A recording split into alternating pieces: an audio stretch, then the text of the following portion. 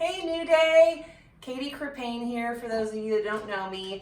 I'm bringing some fun little joy with a rosemary cranberry sprig. So Advent to me is obviously about just preparing for Jesus, but in the midst of that, we do a lot of celebrating and a lot of decorating, a lot of things that bring us joy and love and light and just make things special. So I want to show you a really simple, fun thing you can even do with your kids. So fresh rosemary, it grows all over the place, but you can also get it at your grocery store. You remove the bottom half of leaves, so then you have a stem just like so, about 2 to 3 inches.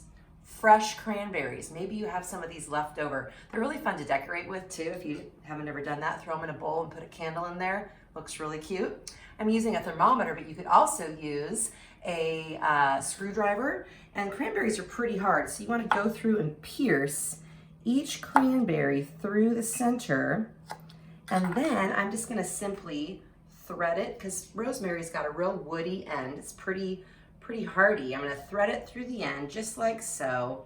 And you guys, these are just cute and fun. There are so many ways you can use them. They can garnish a cute little appetizer plate like so.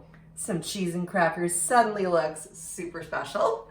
Or my favorite, when I was a kid, we always at Christmas time had cranberry, we called them cranberry mocktails. So it was cranberry juice and some Sprite or 7-Up, but how cute is this? Put that in there and suddenly your little cranberry Sprite concoction looks super special. They also are great just set at a place setting. You can do 2 of them and crisscross them like so in front of somebody's plate, and as you're, decorating up for maybe a Christmas table. However you choose to possibly give this one a try.